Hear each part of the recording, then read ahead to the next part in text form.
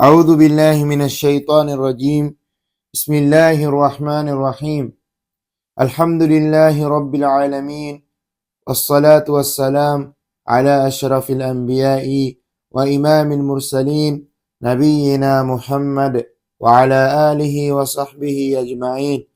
رب اشرح لي صدري ويسر لي أمري واحلل عقدة من لساني يفقه قولي. Assalamu alaikum wa rahmatullahi wa barakatuh. Queridos hermanos, honorables y distinguidas hermanas, hoy calendario lunar Rabi'u Thani, sábado día 16, calendario solar octubre, sábado día 19, empezamos con el magnífico libro que tenemos aquí en mano, Sahih al-Bukhari, relatado por nuestro querido hermano y profesor الشيخ الدكتور Muhammad Sogna Hafidahullah wa Ra'ah, y vamos a hacer una breve traducción al idioma natal, que es el idioma español, bi'idhnillahi ta'ala. Alhamdulillahi Rabbil Alamin. El Sheikh empieza este magnífico libro, un libro en el cual aprenderemos muchísimo, pero el Sheikh nos advierte, hay que ser pacientes en este recorrido, ya que Sahih al-Bukhari no es un libro cualquiera, hay que ser pacientes y hay que esperar, no ir con prisas, ya que si vamos con prisas nos perderemos muchos beneficios de este gran libro. Estamos aquí para aprender, vamos a estar mucho tiempo con este libro, muchos días con este libro, muchos meses con este libro, incluso muchos años con este libro, bi'idhnillahi ta'ala. El Sheikh hace una gran labor explicando este libro para todos los estudiantes que buscan el conocimiento islámico, que puedan entender un poco de quién era Sahih, de quién era Bukhari, y de qué trata el libro de Sahih al-Bukhari. Sin más preámbulos, vamos a empezar el libro bi'idhnillahi ta'ala. El libro se llama Sahih al-Bukhari y el primer tema, el primer capítulo de Sahih al-Bukhari es el libro de la revelación, y empieza diciendo en su libro, como lo podéis ver, كيف كان بدء الوحي إلى رسول الله صلى الله عليه وسلم, cómo se inició la revelación hacia el profeta de Dios sallallahu alayhi wa sallam, que la paz y las bendiciones sean con él. Wa qawlullahi azza wa jal, es el dicho de Allah azza wa jal. Allah nos menciona en el sagrado Qur'an: Inna awhayna ilayka kama awhayna ila Nuhin wan nabiyyina min ba'dih. Al-Aya.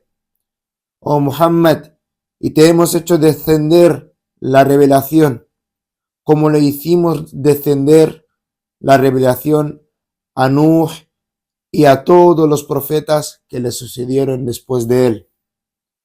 El Sheikh nos empieza diciendo: ¿acaso la revelación empezó con Nuh? Dice que no, la revelación no empezó con Nuh. Adam, la revelación empezó con el profeta Adam alayhi salam. La revelación empezó con nuestro padre Adam alayhi salam. Tenemos que saber que Adam era profeta, pero no era mensajero.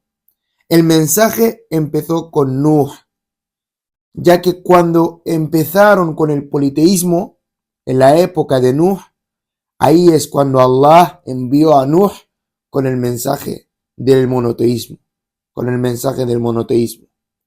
Adam alayhi salam, en los dichos proféticos, nos da a entender que era profeta, pero no era mensajero. Dice al-Bukhari, el escritor de este libro, en uno de sus temas, que dice que algunos dicen que Idris, como bien veis, los que sabemos que los profetas nombrados en el Corán son 25, esto lo sabemos. Esto es conocido por todos nosotros. Y algunos colocan a Idris, al profeta Idris, por delante de Nuh, por delante de Nuh. O sea, Adam, Idris, Nuh. Algunos hacen el orden de esta manera. Dice que esto es incorrecto, porque si esto fuera correcto, chocaría con muchos hadices, debilitaría a muchos hadices. Por ejemplo, si nos vamos a lo que dice Bukhari, que dice que Idris, que algunos dicen que Idris es el abuelo del padre de Nuh. Idris es el abuelo del padre de Nuh. Dice que algunos dicen. Y otros dicen que no. Que Idris es el mismísimo abuelo de Nuh. Idris es el abuelo de Nuh. Pero esto no tiene ningún fundamento. No hay una evidencia que nos corrobore esto. Ya que si Idris estaba delante de Nuh, este hadith sería débil. Es un hadith del profeta sallallahu alaihi wasallam en el cual nos dice que el día del juicio final, cuando la situación se dificulte, la gente acudirá a Nuh alayhi salam y le dirán: oh Nuh, tú fuiste el primer mensajero enviado a la tierra. Intercede ante Allah por nosotros. ¿Por qué la gente no acude a Idris? Idris es profeta y es mensajero. Si estuviera antes que Nuh, la gente hubiera acudido a Idris y le hubieran dicho: tú fuiste el primer mensajero enviado en la tierra. Pero la gente acudirá a Nuh alayhi salam. Y con este dalil nos podemos evidenciar que el primer profeta después de Adam alayhi salam, que Allah le reveló, que Allah lo hizo descender con una revelación profética y el mensaje del monoteísmo, fue Nuh alayhi salam. Esto es la breve aleya antes de entrar al hadith. Antes de entrar en este magnífico hadith, tenemos que saber que este hadith, el que tenemos aquí antes de mencionarlo, dicen los sabios que está entre los 4 hadiths más importantes de la religión. Este hadith que veis aquí tan corto. Incluso dicen que es el tercio del Islam, ya que este hadith nos habla de la intención. Y como bien sabemos, el Islam está basado tanto en el habla como en el acto y en la intención. Entonces, los sabios nos dicen que este hadith es un hadith muy importante. Y entonces vamos a empezar con el hadith, bi'idhnillahi ta'ala. Tenemos aquí la escritura en el libro de Bukhari que nos dice: Haddathana Abu Abdullah Muhammad bin Ismail bin Ibrahim al-Bukhari قال حدثنا الحميدي عن سفيان قال حدثنا يحيى بن سعيد الأنصاري قال أخبرني محمد بن إبراهيم التيمي أنه سمع علقة بن وقاص الليثي يقول: سمعت عمر بن الخطاب رضي الله عنه على المنبر قال: سمعت رسول الله صلى الله عليه وسلم يقول: إنما الأعمال بالنيات وإنما لكل امرئ ما نوى فمن كانت هجرته إلى الدنيا يصيبها أو إلى امرأة ينكحها فهجرته إلى ما هاجر إليه. Este es el hadith. Empieza diciéndonos: Haddathana Abu Abdullah. Abu Abdullah nos dijo. Abu Abdullah es la cuña de Imam al-Bukhari, del escritor del libro, el apodo del escritor del libro. Abu Abdullah era su apodo. Muhammad es su nombre. Bun Ismail es su padre, rahimahullah. Bun Ibrahim es su abuelo, rahimahullah. Aquí en la escritura dice al-Bukhari, pero si nos fijamos, también está Bun al-Mughira. Al-Mughira, su tatarabuelo, rahimahullah. Mughira, su tatarabuelo, fue el que aceptó el Islam. Bun Bardizbah, su tatarabuelo, Bardizbah, que era kafir, era incrédulo, Bardizbah. A partir de Mughira es donde se aceptó el Islam. Mughira aceptó el Islam, su hijo fue Ibrahim, el hijo de Ibrahim fue Ismail, el hijo de Ismail fue Muhammad, que es el que conocemos todos como Imam al-Bukhari. Al-Ju'fiyu, que es de Ju'fa. Ju'fa aquí, al-Ju'fi, este lugar se le atribuye en el nombre de Bukhari. Aquí no lo tenéis escrito, pero este es el nombre completo. Muhammad bun Ismail, bun Ibrahim, bun al-Mughira, bun Bardizbah, al-Ju'fiyu al-Bukhari. Así es el nombre completo.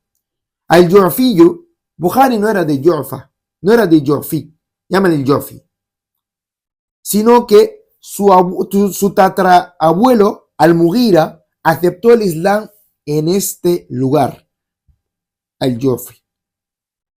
Aceptó el Islam en este lugar y desde que aceptó el Islam se le atribuyó como nombre a al-Bukhari, porque fue el lugar donde su tatarabuelo aceptó el Islam, al-Ju'fi, llaman el Ju'fi. Al-Bukhari, Bukhari es de Bukhara. Bukhara se encuentra ubicada en Uzbekistán, en el continente de Asia, cuya capital actual es Tashkent, Uzbekistán. Este era Imam al-Bukhari. Imam al-Bukhari nació en Shawwal. Shawwal es el mes que viene antes de Ramadán. Nació en Shawwal, un día 13, un viernes 13, del calendario lunar año 194. Y falleció en el mismo mes, Shawwal, un día 1, un sábado, del calendario lunar 256. Vivió 61 años a falta de 13 días para cumplir los 62 años. Falleció un sábado, día 1, Shawwal, y lo enterraron al día siguiente, el domingo, después del rezo de Duhur. Imam al-Bukhari estudió en su pueblo hasta los 10 años. Cuando llegó a los 11 años de edad, se fue donde Dajilillo. Estudiaba en su propio país.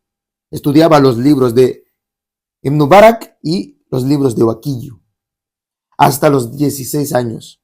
Que esto es en el calendario lunar, el año 210 del calendario lunar. Cuando él cumplía los 16 años.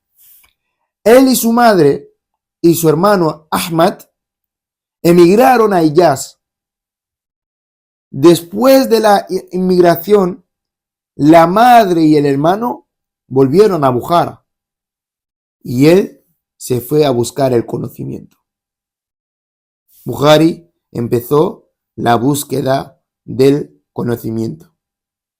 Esta es una breve guía para saber quién era Imam Bukhari. Entonces Imam Bukhari empieza su libro diciendo: Qal, haddathana al-Humaydi. Dice Imam Bukhari, nos cuenta al-Humaydi, del hombre del cual transmite este hadith, al-Humaydi.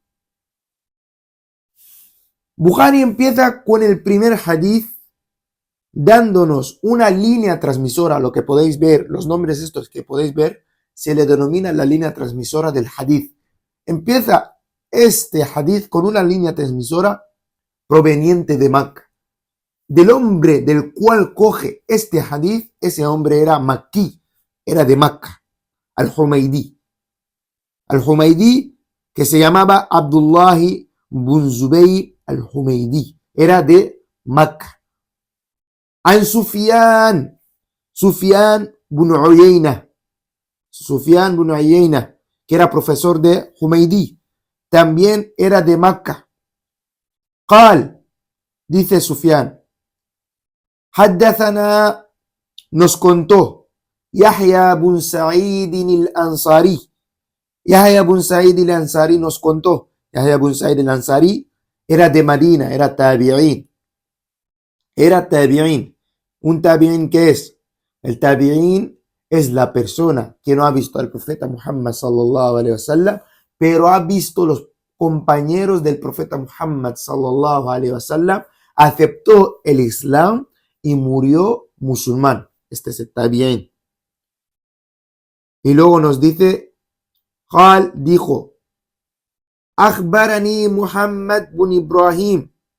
Me hizo saber Muhammad bin Ibrahim at-Taymi. Muhammad bin Ibrahim at-Taymi también era de Madina. Tabi'in también. Annahu, de que samia Alqata bin Waqas, de que escuchó de Alqata bin Waqas al-Laysiyu. Alqata también era tabi'in, proveniente de Madina. Yaqul, que decía Alqa, Sami'tu Umar, escuché de Umar ibn al-Khattab. Umar ibn al-Khattab, que era sahaba, era compañero del profeta sallallahu alaihi wasallam. Entonces la línea transmisora la empieza de Humaydi. Humaydi, que era? Humaydi era un hombre proveniente de Makkah.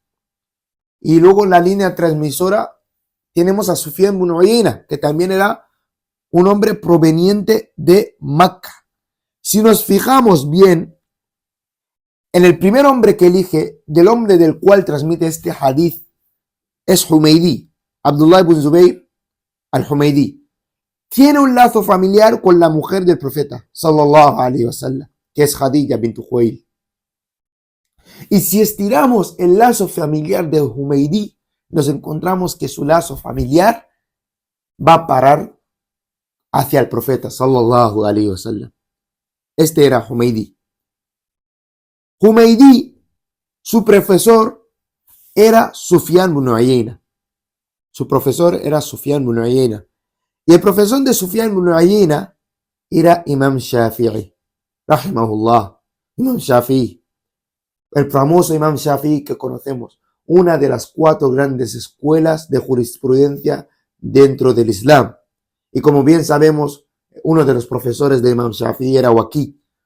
Waqi era el hombre que Bukhari se beneficiaba de sus libros cuando solo tenía 10 años de edad. Cuando solo tenía 10 años de edad. Rahimahumullah. Entonces esta línea transmisora empieza con una línea transmisora de 2 personas provenientes de Makkah. Entonces, Bukhari, que nos da a entender que su hadith quiere que empiece con una línea transmisora de Makkah, ya que Humaydi era Makkiyun Qurashiyun, era de Makkah y era de la tribu de Quraysh. Era de Makkah y era de la tribu de Quraysh. Este hadith, Bukhari lo trae en su libro en 7 lugares diferentes. En 7 lugares diferentes. Y como bien veis, cuando pasamos de Haddathana Humaydi an Sufyan, no pone Sufyan bin Uyayna, sino pone solo Sufyan. Entonces, ¿cómo podemos saber que es Sufyan bin Uyayna? Sufyan, había 2 Sufyans en dicha época. Sufyan bin Uyayna y Sufyan al-Thawri. Nos dicen que para diferenciar cuál era, qué Sufyan era, se tiene que mirar sus profesores o sus alumnos o la fecha de nacimiento. Ya que al-Thawri, Sufyan al-Thawri, era mayor a Sufyan ibn Uyayna y falleció antes que él. Entonces suele ser que los alumnos y los profesores de Sufyan al-Thawri eran más mayores que los de Sufyan ibn Uyayna. Los alumnos y profesores de Sufyan ibn Uyayna eran más pequeños. Antes de entrar al hadith, hay un dato muy importante para los estudiantes de hadith que tendríamos que remarcar, porque no nos podemos saltar este dato y entrar al hadith como si nada. Si nos fijamos, desde la línea transmisora, nos dice haddathana, y luego nos dice qala, y luego nos dice akhbarani, y luego nos dice sami'u o sami'tu. Entonces lo dice de muchas maneras. Tenemos que saber que estas líneas transmisoras, hay una manera de recepción del hadith y hay una manera de transmisión del hadith. Que esto se debe de estudiar. Los que estudian el hadith tienen que estudiar estos conceptos para saber cómo se recibieron los hadiths proféticos del profeta Muhammad, cómo se generó las líneas de transmisión. No es que cualquiera venga con un hadith y nosotros lo cojamos y digamos, ya está, tú has venido, tú has escuchado y nosotros te creemos y ya está. No, sino que hay una normativa. Y la normativa de la recepción del hadith se llama Turqut Tahammuli, que está dividida en 8 partes. Lo voy a intentar resumir rápido, para los que quieran beneficiarse de este dato. La primera es as-sama'u min lafdi sheikh, escucharlo de la boca del sheikh. Esta es la primera manera. Que el alumno lo escuche de la boca del sabio, del profesor. O sea, ya sea que el profesor esté leyendo y el alumno lo esté escuchando, o puede que el profesor esté leyendo y el alumno esté apuntando, o puede que solo esté escuchándolo de él y nada más. A esto se le denomina como as-sama'u min lafdi sheikh. Al-qira'atu ala sheikh. Esta es la segunda manera. Que el alumno lo esté leyendo y el profesor lo esté escuchando. O que otro compañero suyo lo esté leyendo y el profesor lo esté escuchando. Esto se llama al-qira'atu ala sheikh. Al-ijazatu es la tercera manera. Que el profesor le permita que le transmita de él con la línea transmisora completa. Ejemplo, que el profesor le diga, ¿ves este libro de aquí? Lo cogí de tal persona y de tal persona. Te permito que lo transmitas de mí. Esto es al-ijaza. De la cuarta manera es al-munawala. Que el profesor se lo dé directamente, que le dé el libro al alumno. Que el profesor le dé su libro, puede que le diga, transmite este libro de mí, o solo le dé el libro y nada más. Le diga, este libro lo transmito de tal persona, de tal persona, de tal persona, y no le diga lingüísticamente, transmítelo de mí. Esto se le llama al-munawala. Él le da a entender que este hombre puede transmitir este hadith. La quinta manera es al-kitabatu. Que el profesor le escriba al alumno. Le escriba todo el libro con las transmisiones incluidas, de toda la línea transmisora incluida. O le escriba diciéndole que este libro que ves lo transmito de tal persona, de tal persona, de tal persona. Entonces el alumno le da a entender que él también puede transmitir de su profesor este hadith o este libro. Y luego la sexta manera es al-i'lamu. Al-i'lamu, que el profesor le haga saber que el libro lo transmitió de tal persona, de tal persona. Que el profesor le diga, ¿ves este libro de aquí? Pues lo transmito, o este hadith de aquí lo transmito de tal y tal persona. Entonces a él le da a entender que él también puede transmitirlo. La séptima manera es al-wasiyya. Que el profesor le diga, por ejemplo, ¿ves este libro de aquí? lo he transmitido con toda la línea transmisora de tal persona a tal persona. Tenlo en cuenta después de mi muerte. Entonces, esta es la voluntad del Sheikh. La voluntad suya es que lo tenga en cuenta después de su muerte y a él le da a entender que lo puede transmitir después de su muerte. Y la octava, que es la más débil, es al-wijadatu, que él se encuentre la escritura del profesor o del Sheikh y con toda la línea transmisora escrita ya y luego lo transmita de él. Esta es la más débil. Y volvemos a repetirlas una por una más rápido. La primera es as-sama'u min lafdi sheikh, escucharlo del profesor. La segunda es al-qira'atu ala sheikh, que el alumno lo lea al profesor. La tercera es al-ijazatu, la permisión del sheikh. La cuarta es al-munawalatu, que el sheikh mismo se lo dé al alumno. La quinta es al-kitabatu, que el sheikh le escriba al alumno dicho hadith o dicho libro. La sexta es al-i'lamu, que el sheikh le haga saber la línea transmisora completa al alumno. La séptima es al-wasiyatu, que es la voluntad del sheikh que tenga en cuenta después de su muerte dicho hadith o dicho libro. Y la octava es al-wijadatu, que es la más débil, que él obtenga el libro después de la muerte, que se lo haya encontrado después de la muerte dicha escritura con toda la línea transmisora.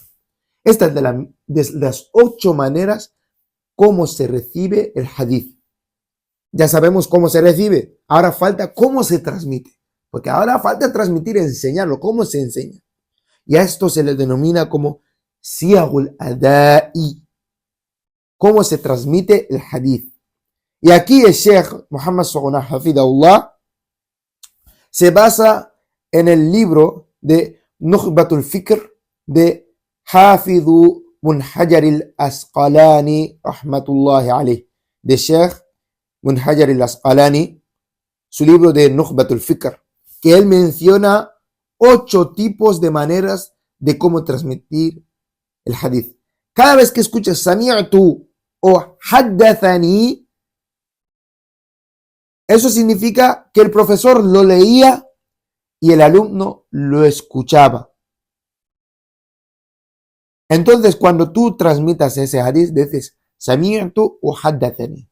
Si es una persona singular, si es que más personas escuchaban de dicho profesor, es sami'na o haddathana. Esta es la primera manera. La segunda es akhbarani o qara'tu alayhi.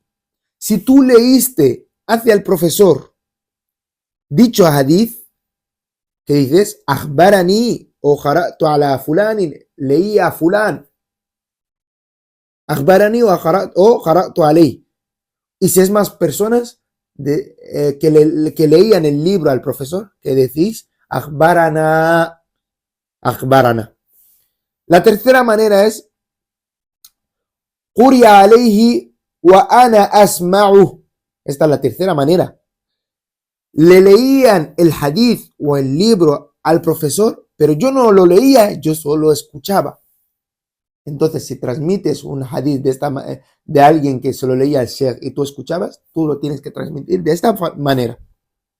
La cuarta manera es amba'ani, me ha permitido transmitirlo de él. El sheikh mismo me ha permitido transmitir este hadith de él. Entonces, cuando tú lo transmites, dices amba'ani. Y si es más personas que os ha permitido, decís amba'ana. Luego, nawalani, que es la quinta manera, que es me ha dado el libro, me ha dado la escritura, me ha dado el hadith. Si ha sido entregado a ti, cuando lo transmites, dices nawalani. Y si eres más personas, en plural, nawalana. Y de la sexta manera es shafahani. Me han dado un libro y me han permitido vocalmente transmitirlo de él. Después de darme la escritura de dicho hadith o dicho libro, me ha permitido vocalmente, me ha dicho, esto transmítelo de mí. Esto es nawalani. Y si es más personas, en plural, nawalana. Afwan, shafahani. Y si es más personas, shafahana. Y luego la séptima manera es la de kataba ilayya que es me ha escrito, el Sheikh me ha escrito, el Sheikh me ha escrito, que el profesor le haya escrito el libro. Entonces cuando tú transmitas algo escrito de él, dices, kataba ileya, kataba fulano, tal me ha escrito, tal me ha escrito el libro. Y la octava, que es la más débil, es cuando nos encontramos, cuando nos encontramos en el hadith transmitido que pone an. An, la palabra an.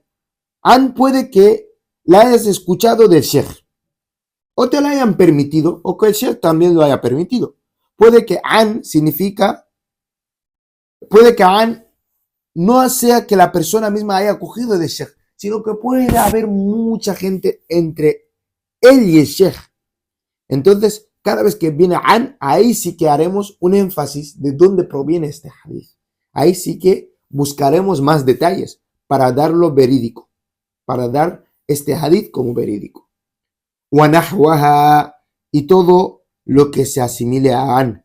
¿Y qué son todo lo que se asimila a an? Tenemos qala, dhakara o rawa. Todo esto se asimila a an. Cada vez que encontramos esto, hacemos más énfasis de quién lo ha escuchado o de dónde proviene esto. Esto es un pequeño beneficio que no nos podíamos saltar.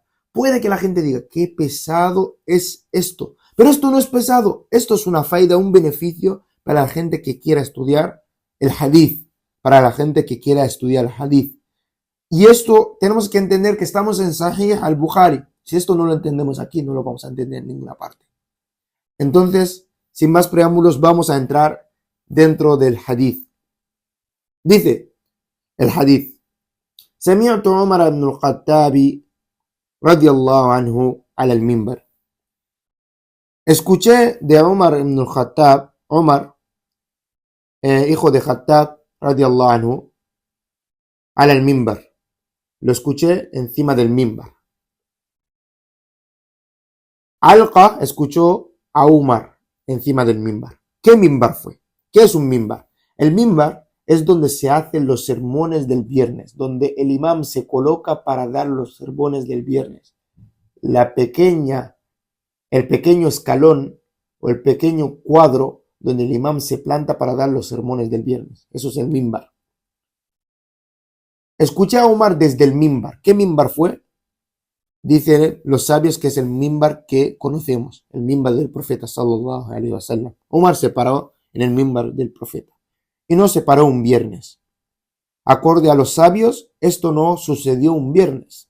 Esto sucedió en mediados de Sha'ban, en mediados del mes. Un día, mediados del mes, un martes, por la mañana. Umar ibn al-Khattab se subió al minbar y dijo estas palabras. Dijo Umar, Qal, Sami'tu Rasulullah, escuché del profeta, sallallahu alayhi wa sallam, que la paz y bendiciones estén con él. ¿Qué dijo el profeta sallallahu alayhi wa sallam? Innamal a'malu binniyat. Las obras son según las intenciones. Las obras son según las intenciones. Y aquí el Sheikh nos hace un énfasis. ¿Qué obras son según las intenciones? Y él nos dice las obras cuyas buscas cercanía a Allah. Con las obras con las que buscas cercanía a Allah, como el rezo, el ayuno, ayudar a los mendigos, la limosna, todas estas obras binniyah son con la intención. No serán aceptadas si no son con buena intención. Esto es lo que se refiere. Innamal a'malu binniyat. Las obras, innamal a'malu binniyat. Las obras son según las intenciones. Las obras son según las intenciones. Y luego dice, wa innama likulli imri'in ma nawa. Wa innama likulli imri'in ma nawa. Y cada persona será recompensada según su intención. según su intención. Cada persona será recompensada según la intención que tenías. Nos dicen los sabios que la primera palabra, innamal a'malu binniyat, y la segunda, wa innamal likulli imri'in ma nawa, son dos cosas distintas. La primera nos deja claro que las obras con las que buscas cercanía a Allah no serán aceptadas si no es con una buena intención. Y la segunda nos remarca el beneficio de la intención. Por ejemplo, tenemos 3 personas. Las 3 personas cogen una botella de agua. La primera persona coge la botella y dice: cojo la botella de agua porque tengo polvo en la cara y quiero limpiarme con esta agua la cara. La segunda persona dice: tengo mucha calor y quiero con esta agua echármela encima y reducir la calor que tengo. Y la tercera persona dice: necesito el agua para hacer la ablución para poder ir a rezar. Estas personas no tienen la misma intención. La primera persona, su beneficio, ¿cuál es? Quitarse el polvo de la cara. La segunda persona, reducir la calor con el agua. Y la tercera persona, poder ir a rezar. Lo que les diferencia es la intención que tiene cada uno con el agua, el propósito final que tiene cada uno con el agua. Por eso aquí nos dice: wa innama likulli imri'in ma nawa. Y cada persona será recompensada según su intención. La intención que tenías será recompensado según eso. Y luego aquí hay una parte del hadith que está cortada, que no nos viene, que es la de faman kanat hijratuhu ila Allahi wa rasuli fahijratuhu ila Allahi wa rasuli. Aquí en el hadith remarcado no lo encontraréis, pero es una parte que está cortada. Algunos sabios, aquí no haré un énfasis enorme, pero algunos sabios dicen que esta parte de Bukhari la corta porque este hadith lo trae como muqaddima, como khutbah, como inicio de su libro. Y esta parte no la trae para que la gente no piense que se está autoelogiando a sí mismo. Por eso no la trae. Allahu alam. Allah conoce por qué no trae esta parte del hadith. Pero esto es lo que muchos sabios dicen. Y yo remarco lo que escuché del Sheikh Muhammad Sauna, hafidahullah. Y luego nos dice: فَمَنْ كَانَتْ هِجْرَتُهُ إِلَى اللَّهِ وَرَسُولِهِ فَهِجْرَتُهُ إِلَى اللَّهِ وَرَسُولِهِ. Aquella persona que su emigración ha sido por Allah y su profeta, فَهِجْرَتُهُ إِلَى اللَّهِ وَرَسُولِهِ. Su emigración habrá sido por Allah y su profeta. La primera, ¿qué significa? فَمَنْ كَانَتْ هِجْرَتُهُ إِلَى اللَّهِ وَرَسُولِهِ أي قصدا ونية فهجرته إلى الله ورسوله أي ثوابا وأجرا. Quien haya hecho una emigración por Allah y su profeta, hay en hecho y en intención. Por ejemplo, Allah te ha prohibido algo, tú te alejas de eso, y algo que el profeta sallallahu alaihi wasallam te ha ordenado abandonar, tú te alejas de eso con esa intención y en hechos de alejarte de eso directamente, con la intención de que Allah te ha ordenado alejarte de eso y el profeta te ha ordenado alejarte de eso, فَهِجْرَتُهُ إِلَى اللَّهِ وَرَسُولِهِ أي ثوابا وأجرا. Será apuntado para ti un buen acto y la recompensa de Allah. Tu emigración habrá sido por Allah y su profeta. Ahí se te será apuntada para ti un buen acto y Allah te recompensará por ello. Esto es lo que significa. Y luego dice: فَمَنْ كَانَتْ هِجْرَتُهُ لِدُنْيَا إِلَى الدُّنْيَا عفوا, aquí dice إِلَى الدُّنْيَا يُصِيبُهَا. فَمَنْ كَانَتْ هِجْرَتُهُ إِلَى الدُّنْيَا يُصِيبُهَا. Así pues, quien haya emigrado por algún beneficio mundanal, yusibuha, lo obtendrás. Y luego dice: au ila imra'atin yankihuha, o por casarse con una mujer, lo obtendrás. Si tu emigración ha sido por algún beneficio mundanal, lo obtendrás. O ha sido por casarte, lo obtendrás. ¿Por qué aquí nos marca la palabra au ila imra'atin? O por casarte con una mujer.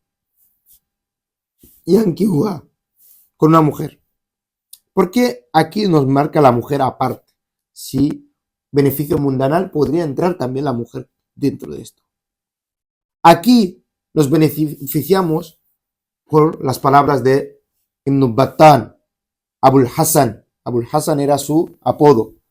Dijo en su interpretación de este hadith que Ibn Sinad Ibn Siraj, que era un gran sabio procediente de Andalucía, dijo: los árabes, antes, en sus épocas de la ignorancia, en sus épocas de la Jahiliya, un hombre que era esclavo, que se convertía en un hombre libre, lo llamaban al-maula, que significa que es un esclavo libre.